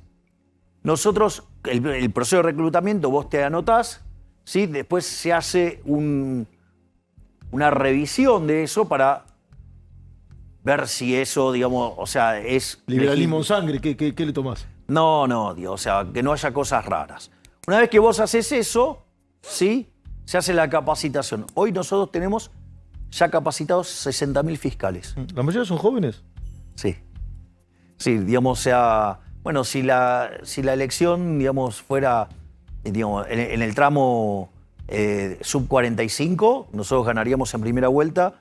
Y si la elección fuera en el segmento etario más joven que vota, que es de 16 a 30 años, tendríamos mayoría calificada. O sea, porque tendríamos 2/3 de los votos. ¿Cómo? Es decir, 2/3 de los votos. ¿En qué edad? En el rango de 16 a 30. Es decir, ¿sabés que esto es una muy buena noticia? Porque Argentina solamente tiene futuro si ese futuro es liberal. Y en el segmento de los jóvenes ese futuro está porque es liberal. O sea, la gente empezó a despertar a la idea de la libertad. O sea, hay un mensaje de optimismo. Eso sí. Ahora después, digamos, no crees, digamos, que si el miedo, te imponen el miedo y te asustás y votás a lo mismo de siempre, después no te quejes. O sea, lo único que te va a traer este modelo es pobreza. Lo único que te trae este modelo es pobreza. Es decir, el único dato cierto es la pobreza. ¿Y sabes lo que pasa? Hay gente que se asusta, dice, no, Milei me asusta, me da miedo. Bueno, por 2 cosas. Una, porque no te miento. O sea, yo prefiero decirte una verdad incómoda antes que una mentira confortable. Sí. Los socialistas te dicen una mentira confortable. De hecho, digamos, hay un candidato que te miente tanto, que te dice que te habla de la matriz origen-destino, se llama técnicamente, de las exportaciones. Te dice que las va a duplicar, cuando en realidad eso, digamos, no lo hace el Estado, lo hace el privado, con lo cual difícilmente pueda hacer eso. Pero además te dice a dónde va a ir cada producto a cada país. Es una mentira total. A ver, te hago una pregunta. ¿Cuánto va a ser la producción de soja de acá a 2 años si vos no sabés cuánto es la lluvia? No sabés cuáles son los precios. ¿Cómo podés ser tan maniático de la planificación y después se quiere vender como liberal? Dale, es un mentiroso. Y sus economistas también son mentirosos, porque si le dejan decir semejante barbaridad son mentirosos también. Entonces, eso, digo, es un punto no menor. Entonces, ¿qué es lo que pasa? Hay gente que dice, no, me da miedo. Mirá, yo te voy a decir algo. ¿La motosierra mete miedo, decís vos? la motosierra lo que le mete miedo es a los políticos porque le voy a cortar los privilegios a los políticos. Eso es lo que pasa. Nosotros todas las partidas que estamos diseñando en el plan motosierra afecta a la de los políticos, no a la de la gente de bien. Nosotros no tocamos ni a los maestros, no tocamos ni a los policías, digamos, no tocamos, digamos, a los empleados públicos, no tocamos los planes sociales. Vamos contra los privilegios de la política, vamos a las partidas de donde roba la política, directamente. ¿A vos qué te parecía? Una locura, ¿no? Lo que pasa en estos feudos. Estos feudos se sostienen sobre coparticipación y transferencias discrecionales. Sí, los ATN, bueno, por lo menos. No solo eso, digo, es peor todavía las transferencias discrecionales. Son más que los ATN. Sí, claro, porque en realidad surge de los errores en la estimación del presupuesto. Es un paquetón de guita, o sea, un número enorme. Que igual lo podés usar once for all, de una sola vez para siempre. Pero ¿qué quiero señalar esto? Suponete lo siguiente, para que la gente entienda, a ver, digamos, si sigue con lo mismo o cambia. El cambio siempre entraña riesgo. Ahora, suponete lo siguiente, un hombre el cambio entraña riesgo. Sí, claro, obvio. Sin duda. A ver, Argentina yo creo que tiene que cambiar porque lleva 100 años de decadencia, es el país más rico del mundo, estamos 140 al tipo de cambio paralelo. Vamos camino al 50% de pobres, 10% de indigentes. O sea, ¿qué quieren? ¿Seguir haciendo lo mismo? O sea, ¿quieren seguir manteniendo este modelo decadente? Bueno, entonces sí, elijan Juntos por el Cambio o elijan al Frente de Todos, no sé cómo se llama ahora. Están tan devaluados que tienen que cambiar el nombre permanentemente. Es un desastre. O sea, ¿querés la decadencia? ¿Querés ser miserable? Ahí lo tenés. Con buenos manos modales, pero vas al mismo lugar porque tienen las mismas ideas. Obviamente que, querer cambiar tiene riesgo, no es libre de riesgo. Ahora, fíjate esto, suponete el hombre en la caverna. El hombre en la caverna tiene un resultado seguro, que es ¿qué? Quedarse en la caverna. ¿Qué te pasa si te quedas en la caverna? No vas a progresar, por ejemplo. Pero entre otras cosas, no tenés alimento en la caverna. No, claro. Por lo tanto, ¿qué te pasa? Te vas a morir de hambre. Te morís. Sí. Es decir, a ver, este modelo, ¿sí? Ya sea la casta de buenos modales o la casta de malos modales, te lleva a la muerte, al empobrecimiento, a la miseria, a que los pibes se vayan del país. Es decir, que no sea digno vivir acá. Ahora, ¿sabes qué? Cuando vos salgas al mundo real, y vos tenés bichos peligrosos que te pueden comer, pero frente al hecho de que te vas a morir seguro, te arriesgas. Me parece que, digamos, o sea, en términos técnicos se llama dominancia estocástica. Es decir, ese escenario, aun cuando es riesgoso, es mucho mejor que la otra porquería que te proponen. No, bueno, digamos, con buenos o malos modales te proponen que te mueras. Que te mueras de hambre, que tengas una vida miserable. Eso es lo que te propone la casta. ¿Sabes lo que te proponemos nosotros? Un cambio de verdad. Volver a abrazar la idea de la libertad. Para que en 40 años seamos una potencia mundial. Burgueño, que le preguntaste vos a Burgueño al final. Sí. No dejaste que te pregunte. Te la devuelvo ahora. Sí, ahí me la devuelvo. Vamos, Burgueño, vamos. A ver, dos cuestiones. La pared es ¿viste? El win que más la pasa. Sí. Es viejo el dicho. Era de la época que podíamos jugar en la calle. Sí, y en la época cuando había Winnes, no estaba Bilardo. Está bien, si querés. O no, si querés, o Winnes o Bilardo. Claro, mejor Bilardo. Yo siempre mejor Bilardo. Hoy escuchaba a Hernán Lacunza, economista de Cambiemos, a hablar sobre la dolarización. Dijo, bueno, faltan 35.000 millones de dólares. Cuando vengan y me digan que esa plata está, discutamos la dolarización. Dos cuestiones. Bueno, primero es menos plata, porque antes eran 48. No, pero es interesante. Mirá, es un hermoso punto que estás levantando, Carlos. Porque cuando arrancaron dijeron que lo que yo proponía era una locura. Porque necesitaba 70.000 millones de dólares. Uy, después dijeron 50.000. Después dijeron el número que decías vos, 48. Sí, 33.000 se habló también en un momento. No. Y ahora 35.000 millones de dólares. ¡Ey! Milei ya ganó. O sea, de a poquito, digamos, primero decían que era una locura. Ahora dicen, bueno, necesita los dólares. Bueno, ¿sabes qué? Tanto Emilio Campo como otra parte del equipo están trabajando en acuerdos para conseguir el dinero. ¿Y sabes qué? Hoy nosotros terminamos de cerrar un acuerdo de confidencialidad para conseguir la plata para dolarizar. Acá me da discusión, Milei ya ganó. Acá ya conseguimos los dólares. Tuiteaste, ¿cuánto tiene esto? Mira, 7 de la tarde, no tiene tanto. Ya conseguimos los dólares. Y tuiteé cuando tuve la confirmación. No, está bien. Digo que es de recién, a esto voy. Es de recién. Ya conseguimos los dólares. ¿Dónde lo conseguiste y cómo? A ver, hay acuerdos de confidencialidad, obviamente que tiene que ver con el exterior, o sea, no tenés acá. Acá tenés otras cosas que te sirven para rescatar la base monetaria. Pero tampoco necesitas 30.000 millones de dólares para rescatar las LELIQs. Te aviso. ¿Cuánto necesitas? Y, digamos, o sea, yo te hago una pregunta. ¿El Banco Nación quién lo maneja? El Banco Nación, el gobierno. Bien, ¿el Banco Nación te va a hacer una corrida contra vos mismo? Y calculo que no. Y bueno, entonces los números son más chicos, además. O sea, ¿sabés lo que va a pasar cuando ¿cómo? Tenés ANSES, tenés ANSES. ¿Me entendés? O sea, ¿qué quiere decir esto? Que cuando vos quieras empezar a hacer el número finito, se necesitan mucho menos dólares. O sea, y se puede hacer. Entonces, digamos, la discusión, ¿sabés cuál es? La que siempre planteé. O sea, lo que estoy diciendo es, técnicamente es factible. Además, en términos de plata en el mercado financiero, es una ganga. Entonces ahí, porque aparte la condicionalidad que tendría estos desembolsos, tienen que ver con condiciones, por ejemplo, un poquito más fuertes que las que podrían ser las del fondo. Sí. Pero el programa que nosotros queremos aplicar es mucho más duro que el del fondo. Sí. Con lo cual, si nosotros, o sea, llevamos ese programa, conseguir la plata es mucho más fácil. Entonces, lo que quiero decir es, técnicamente es factible. Hay otras planos en la discusión. Está el plano moral, que lo hemos discutido varias veces, que yo digo, che, ¿por qué, digamos, o sea, los economistas que trabajan para estos políticos, o sea, defienden robar? ¿Por qué defienden robar? Para mí robar está mal. A mí me enseñaron que robar está mal. Es decir, no hay justificación. Y desde lo técnico, digamos, o sea, lo voy a hacer con un ejemplo fácil. A ver. Suponete que tengo una botella de vino con el mejor vino del mundo. Sí. ¿Cuánto vale esa botella en una sociedad de abstemios? Sí, nada. Cero, si no lo quiere nadie. Nada. Bueno, el peso no lo quiere nadie. No hay demanda. Bueno, exacto, si no tiene demanda. Digo, el peso, digamos, o sea, ¿tiene cuánto de demanda? Cero, nadie lo quiere. O sea, entonces, ¿qué es lo que pasa? ¿Debería valer cuánto? Cero. Si valiera cero, quiere decir que dada una cantidad de base monetaria, la única forma que eso dividido el nivel de precio valga cero, como es con los precios tendiendo infinito. O sea, tenés implícita una hiper. Dada esa situación, hay otros motivos técnicos más. Entonces la pregunta es, digo, entonces ¿por qué no sale? Porque es político. ¿Sabes cuál es el principal problema? Yo te traje el libro de Ricardo Manuel Rojas, La inflación como delito. En enero me lo dejaste. Sí.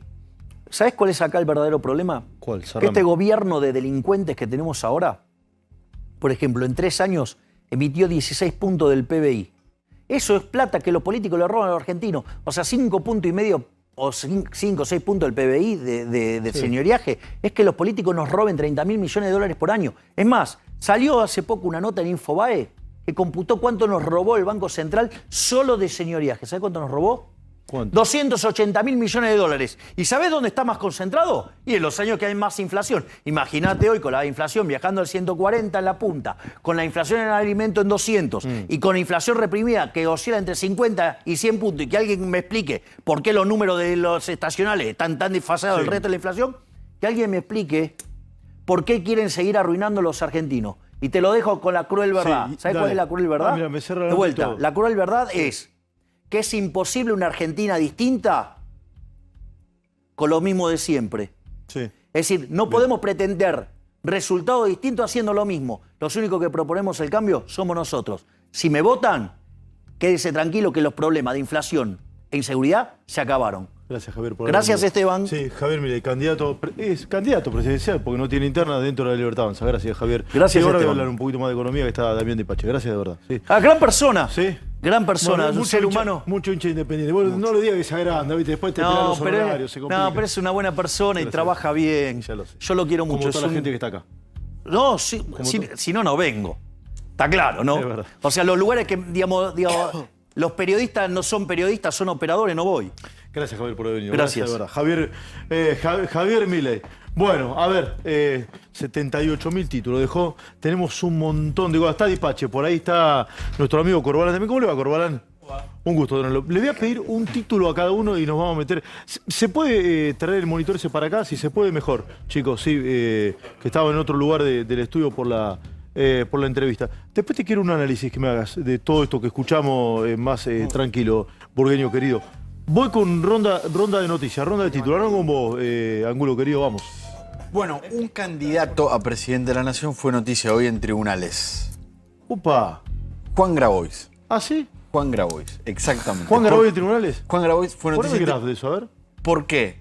Hoy la Corte Suprema de Justicia de la Nación dejó firme una sanción que hace unos años recibió Juan Grabois. ¿Por qué fue sancionado Juan Grabois? Él fue abogado. ¿Se acuerdan el juicio por la toma de la comisaría? Sí, la de Delía. De Luis Delía. Bueno, Grabois defendió a uno de los acusados, que terminó absuelto en el juicio, pero durante un tramo del juicio dijo distintas cosas vinculadas al funcionamiento del Poder Judicial, casi una crítica suerte de casta del Poder Judicial, como Milei hace de la política. Bueno, el tribunal en ese momento consideró que Juan Grabois se había extralimitado en lo que había dicho, que había tenido frases y palabras provocativas, y le aplicó una sanción.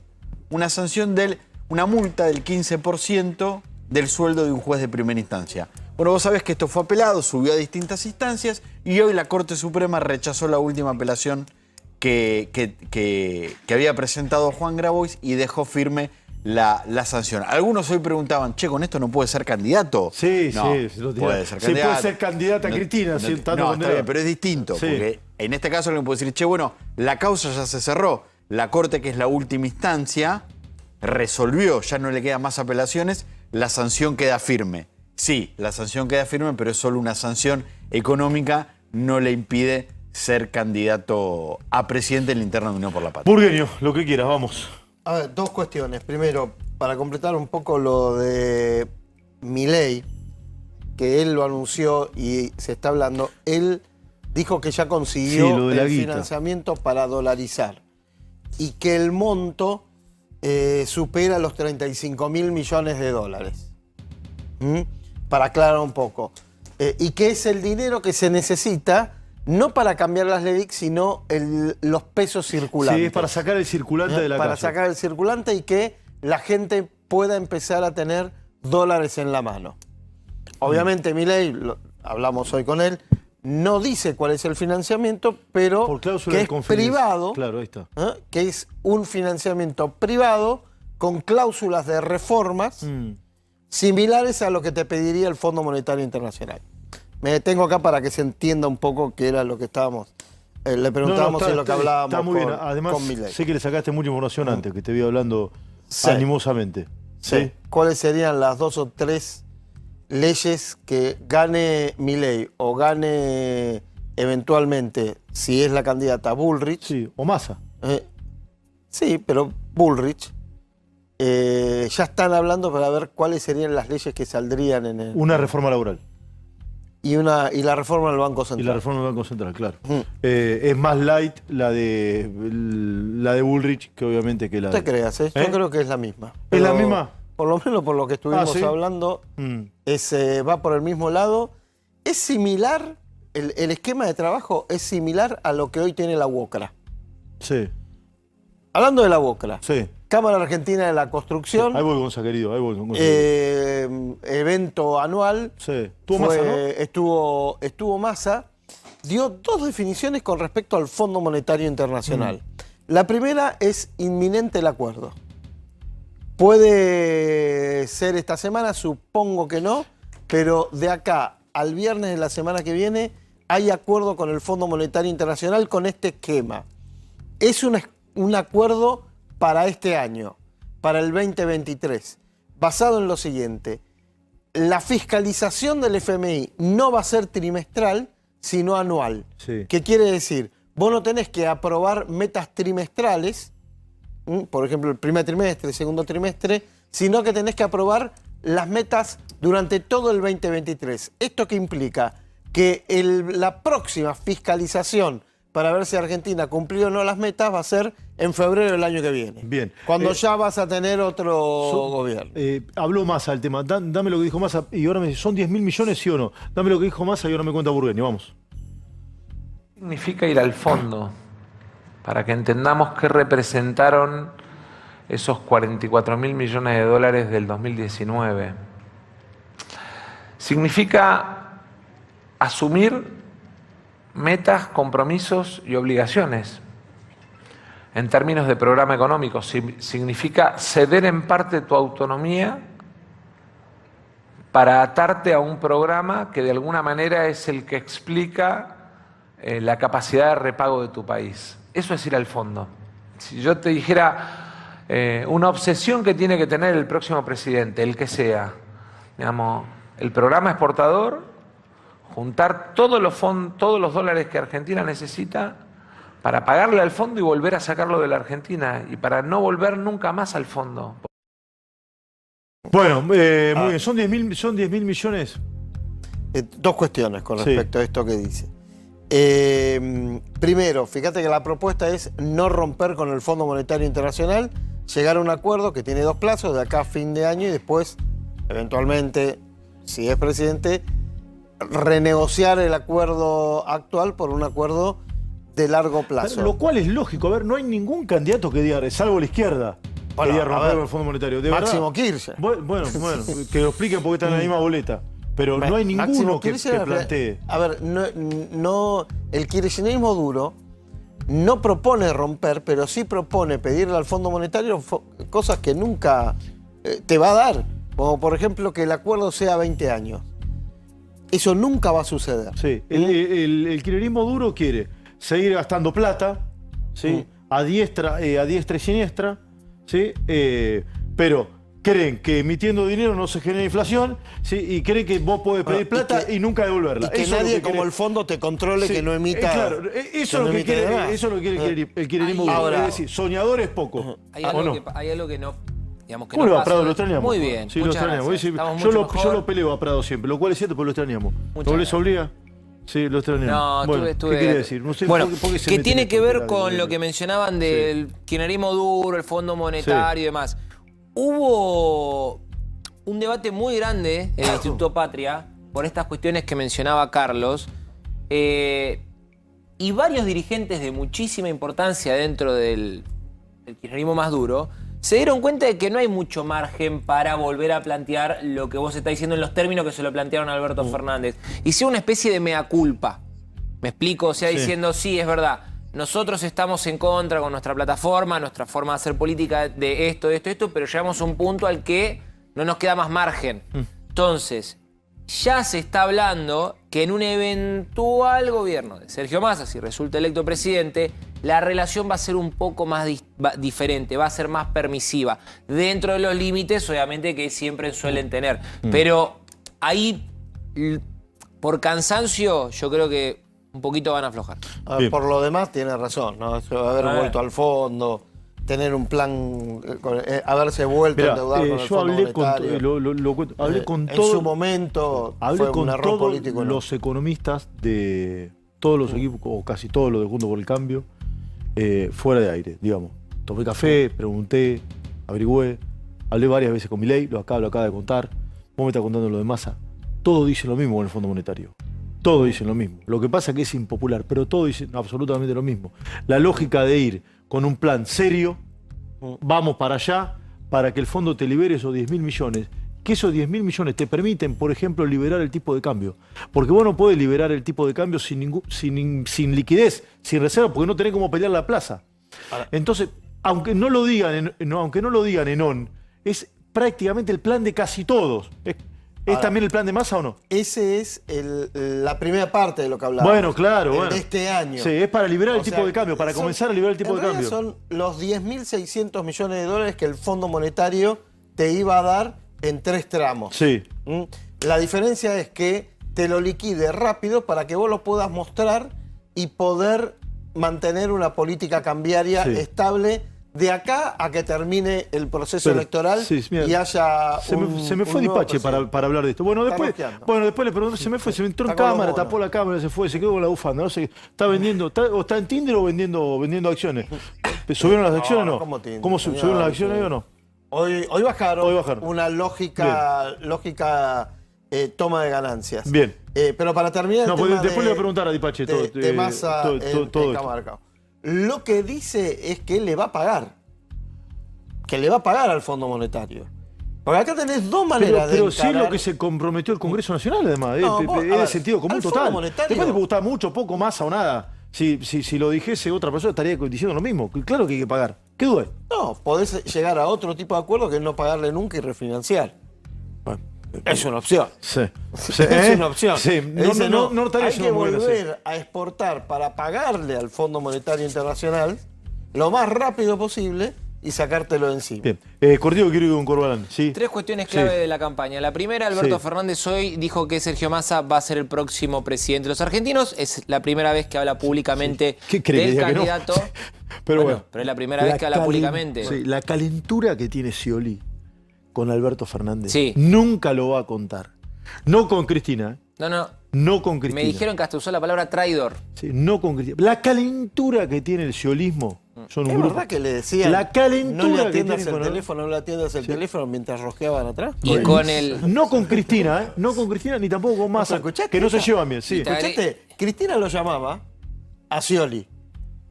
Y alguien de al lado le decía, no tiendas, no tiendas. El domingo a la noche, pues, el domingo. Claro, mientras le rosqueaban. El viernes. Dale, después del acto del... ¿Cuándo fue? El jueves. Del Ateneo. El jueves. Salieron del acto, iban todos en un auto. Aparentemente. Como dice Asís, esta información puede ser... No fue debidamente chequeada. Y al otro, al otro que no lo puede ver Scioli hoy por hoy es al canciller Santiago Cafiero. Sí, a Cafiero. Y a Tolo Zapá tampoco. Yo te lo digo. Ni a Tolo Zapá ni a Cafiero. Porque está recaliente. Le durmió un puesto. Le durmió un puesto en la lista. Está recaliente. Al margen. No, porque se fueron, porque lo entregaron, porque lo traicionaron. Esto cree. A mí lo que me cuentan. Scioli cree, te lo digo con pelo y señales, Scioli cree que Alberto Fernández lo traicionó. La bronca con Alberto Fernández, ni con Cristina, ni con Massa, porque lo demás es la lógica de la política. Pero Alberto no traicionó. Pero además de eso, hubo un teléfono descompuesto en el que Cafiero, dicen, ¿no? Y sobre todo el sciolismo, se quedó con un lugar en una lista que le correspondía a alguien de Scioli. ¿Me explico? O sea, Cafiero vino con la noticia, como decirle, Cristina le dice a Cafiero, yo quiero que el quinto lugar sea para Scioli. Perfecto. Scioli dice, y Daniel, Cristina quiere que sea yo, discúlpame. Fue muy parecido a lo de Solá, ¿te acordás? Cuando lo llamó, fue muy parecido a lo de Solá. Hola, Felipe, sí, te tenés que ir. ¿Y quién me reemplaza? Yo, gracias, buenas noches. Claro, estaba viajando como Ministerio de Desarrollo. Sí, estaba en una escala en Panamá. ¿Para qué quiero dar a Solá, pero se estaban yendo, insisto con lo del acto, se estaban yendo a la ñata con comer un asado. O sea, del Ateneo a la ñata. Iban todos en el auto. Lo llama Cristina Scioli. Le dice, no atienda. ¿Qué quería chequear Cristina? Lo que estaba rosqueando Olmo. Claro, exactamente. Que fue, no durmieron. Sí, que fue el emisor de esa. Pará, Diego, gracias por estar, Diego. ¿Qué ve de todo esto? Hoy Tolosa Paz salió durísima contra Cristina. ¿Qué ve de todo esto? ¿Se va a pagar este internismo o no? A ver, abrile, dale, a ver. Y se apaga y empiezan a aparecer algunos indicadores que me parece que van a empezar a mostrar el juego de los vices en la campaña, como pasó en la campaña anterior. Porque en los vices está el detalle de los acuerdos políticos y la idea de ensanchar precisamente ideológicamente a las fórmulas, ¿no? Y nosotros lo estamos midiendo en el mundo digital. A ver, hay unas y placas. Estamos viendo algunos datos interesantes. Sí, dale, a ver, dale. Poner al aire. Poner al aire. Porque lo que vimos, mirá, vos fíjate, esas dos curvas amarillas son las dos fórmulas de la oposición de Juntos por el Cambio, ¿sí? La curva de arriba es la combinación de la performance digital de Larreta y de Morales. Esa curva que se desinfla es la performance de Morales, que tuvo fuerte protagonismo en redes sociales y en la web con Jujuy, hasta el conflicto de Jujuy. Claro. Ya en esta semana vemos que el efecto Jujuy merma y que se consolida la fórmula de Patricia Bullrich con Luis Petri. Sí, y en esta curva el que cae es Milei. Milei sigue sosteniendo lenta pero persistentemente el desinfle, la caída, se desinfla. Y en contraste, el efecto Massa-Rossi en el mundo digital da resultados. O sea, esta semana. Esto es un tracking semanal. Sí, es más por Massa, más por Massa que por Rossi. Exactamente. ¿No? Exactamente. Pero porque además es una persona que hay de todo en redes sociales. De Massa y mucho menos de Rossi. Pero en la fórmula de Larreta no. El peso de Morales, por eso te decía la semana pasada, Morales probablemente haya sido el mejor vice de todas las fórmulas por el aporte que le está haciendo a la campaña de Horacio Rodríguez Larreta. Porque yo pensaba, ¿qué le aporta Rossi a Massa? ¿Una dosis de kirchnerismo? Bueno, ahí hay un problema. O el banco que le dio... Fue la unión interna. Bueno, claro, sí, ahí está. No. Pero fue la unión. Fíjate que ayer Cristina le da el baño de camporismo a Massa, no a Rossi. Es verdad, es verdad. O sea, Rossi vendría a ser algo así como un fiel representante de un peronismo tradicional, digamos, que fue kirchnerista, pero que sigue siendo peronista. ¿Y esto qué es? Evolución del protagonismo. Esto es un análisis distinto, pero que complementa la mirada de los candidatos, que son puramente los frentes, Esteban. Es decir, cómo rinden los frentes electorales en el mundo digital. El impacto del lanzamiento de Unión por la Patria, que lo vemos entre la semana del 11 y del 18. Acá cambia el nombre, básicamente, ¿no? Eso ayuda al efecto sorpresa. La decisión de Cristina de cambiar... Acá cuando cambia el nombre, básicamente, claro, ¿no? La decisión de Cristina de renombrar al espacio dio resultado, pero ya en esta semana empieza a perder efecto. Acá comienza a caer un poco. Exactamente. Sí. Y la curva amarilla se mantiene, tiene un punto prácticamente de unión, un punto de diferencia. Sí. Digamos, dentro del margen de error, digamos, está en un empate técnico. Y fíjate que al igual que con Milei, la libertad avanza en el mundo digital, también se desmorona en las semanas anteriores y empieza a encontrar un amesetamiento y una recuperación leve esta semana, con los datos de lo que va esta semana. Sí, acá, que no se enoje la izquierda, por Dios, de acá para arriba se define la elección, ¿no? Está claro, ¿no? Por supuesto. Sí, son estos tercios, bueno, o veremos, de acá para arriba se defiende la elección. ¿Y qué ves? ¿Cuál es la tendencia? ¿Qué va a crecer? ¿Cuál es esta fuerza? Ahora empieza la pelea de los dos frentes mayoritarios, por eso esto es visto desde frente. ¿Qué estamos viendo acá? El gap, es decir, la diferencia entre la performance del Frente de Todos y Massa, que Massa tiene por ahora el desafío de los 18 o 20 puntos que tiene, llevarlos a estos números que tiene hoy el Frente de Todos, la Unión por la Patria. Hay que ver si lo logra. Pero como contrapartida, si vos sumás en el gráfico anterior las dos fórmulas de Juntos por el Cambio, si no hay un drenaje de votos después de la PASO, teóricamente están en condiciones de ganar en primera vuelta. Mirá vos. Diego Corbana, sí, analista, pero es un hombre de la casa, sí. No es necesario. Bueno, en 2 minutos... Y buen tipo, ¿eh? Sí, buen tipo, sí, como toda la gente que labura acá.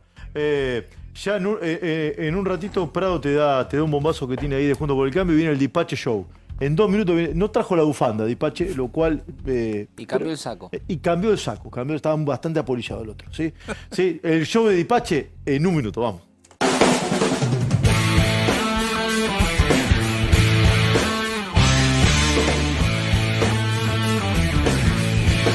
Vamos con el Dipache Show. Por favor, que es único de la semana porque se va de viaje, ¿viste?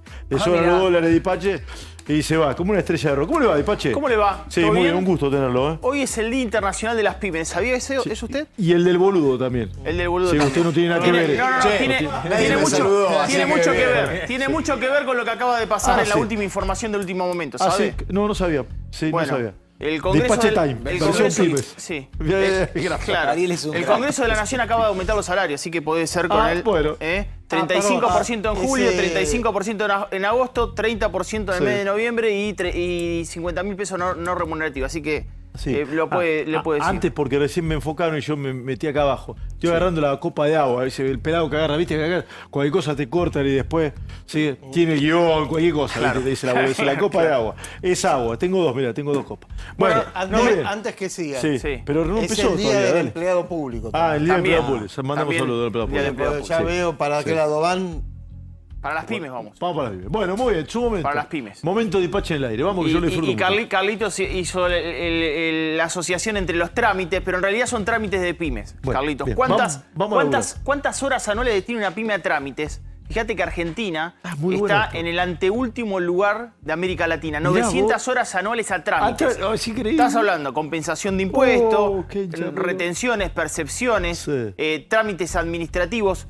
Por debajo de Venezuela solamente es el dato. Y en la próxima placa te voy a decir por sector. O sea, ¿cuál es el sector más damnificado? Mirá, sector primario es buenísimo, dedica en promedio 509 horas anuales. Sí, ¿qué es hacer papelerío. ¿Qué sería el sector primario? ¿Un comercio? No, primario es el agro, correcto. La industria, escuchá, la industria... 1.365 horas anuales. El matafuego, la habitación, bombero, no viene todo bombero. Lo que son trámites que implican burocracia. Claro, obviamente la industria, al tener muchos más insumos, materias primas que necesita para procesar, tiene mayor nivel de burocracia en el medio. ¿Cómo se llaman los sellos? ISO, IRAM, todo eso. Todo, absolutamente todo. Todo bien, saludo a la gente. No tengo el terciario, que es servicios, 783 en promedio. Y fíjate que ahí tenés un promedio de casi 900 horas anuales en trámites y burocracia. Yo que asesoro a pymes, a empresas, y muy bien. cuando uno llega a las 8 de la mañana y dice, espera que está hablando con el contador, juro. Te dice, espera que está hablando con el contador. Sí. Después te dice, espera que está viendo cuánto tiene que pagar en el banco.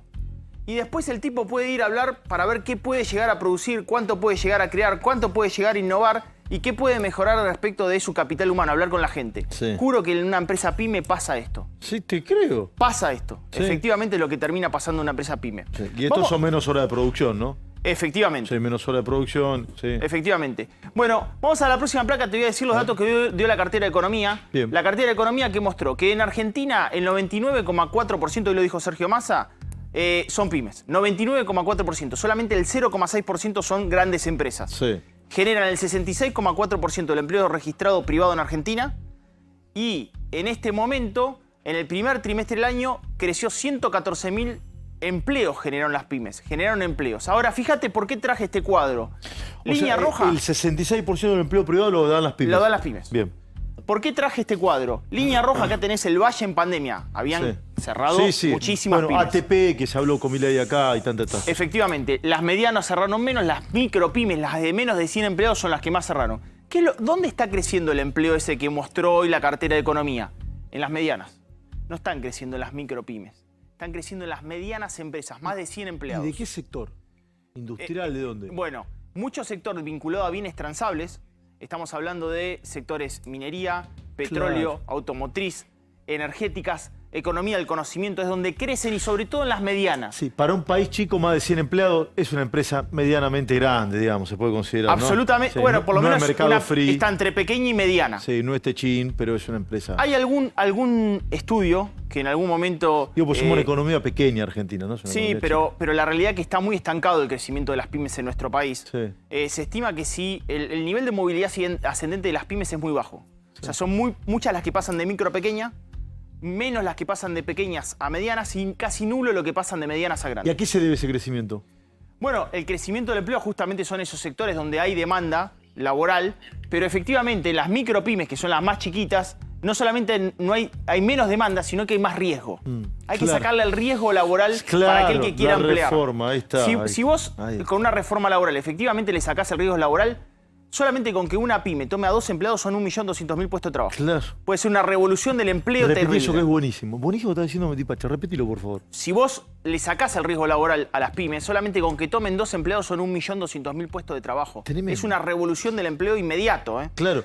Hoy estuve en el Congreso Nacional Pyme con Maxi Montenegro. Sí. Y justamente cuando decíamos, mostrábamos este dato, efectivamente las pymes asentían. Sí, yo no tomo porque tengo riesgo. Claro. ¿Entendés? Y efectivamente eso es lo que termina sucediendo. Mirá lo que te voy a mostrar respecto del mapa del empleo en la próxima placa. Vamos. Sí. ¿Cuántas son las pymes cada 1.000 habitantes? Y por eso te digo que tenemos poca densidad pyme en nuestro país. En Chile, 58 cada 1.000 habitantes. Uruguay, 48. Dato del Banco Mundial, ¿eh? México, 34. Brasil, 25. Argentina, entre 14 y 20 pymes cada 1.000 habitantes. Detrás de una pyme que no genera empleo, hay un plan social. Y me dejás la última. Mostrame la última placa, la próxima. Bueno. Es muy bueno. ¿Diste una charla de esto? Sí.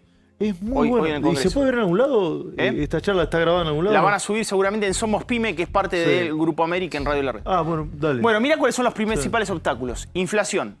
Claro. Presión tributaria. Restricción externa sin dólares, o sea, no están pudiendo importar. Incertidumbre macroeconómica, riesgo laboral y la volatilidad del tipo de cambio. Sí. La realidad es que estos son los problemas que hoy tienen las pymes. Las dos cosas que puede cambiar ya, sin ningún tipo de problema externo, sí, es el 2 y el 5. Absolutamente, ¿no? absolutamente. El 2 y el 5 lo puede cambiar ya directamente. Absolutamente. Y sacarle toda esta burocracia que tienen las pymes. Reitero, hay poca movilidad ascendente, las pymes efectivamente son el futuro. Hay un dirigente gremial empresario que decía, en elecciones, en contexto eleccionario, las pymes están en bocas de todo, pero cuando son gestión, están en manos de nadie. Muy bien, me encantó su columna de hoy, Dipache. Muchas gracias. ¿Cómo lo sigo en TikTok? ¿Usted es TikTokero? @Damián Dipace, TikTok e Instagram. Lo subimos. Qué grande. Bueno, la bufanda... No, pero hoy estaba medio caluroso. ¿Qué temperatura hay? No, 12 grados.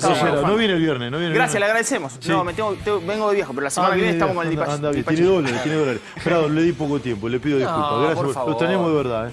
Estoy preocupado, que extrañar a Prado. Es preocupante. Gracias, Burgueño, de verdad. Sí, algo que sobró, que quedó algo pendiente. Mañana la corte, ojo la corte mañana, ¿eh? ¿Cómo? Ojo la corte mañana. ¿Ojo la corte mañana? Mañana alguien va a ir a la corte con una bombita política. Sí. Sí, caballero Corbalán, gracias, de verdad. Gracias. Nos ilustra y nos enriquece. No debemos nada, se me cortó esto. Ya estamos. Bueno, nos vemos mañana entonces. Hasta mañana.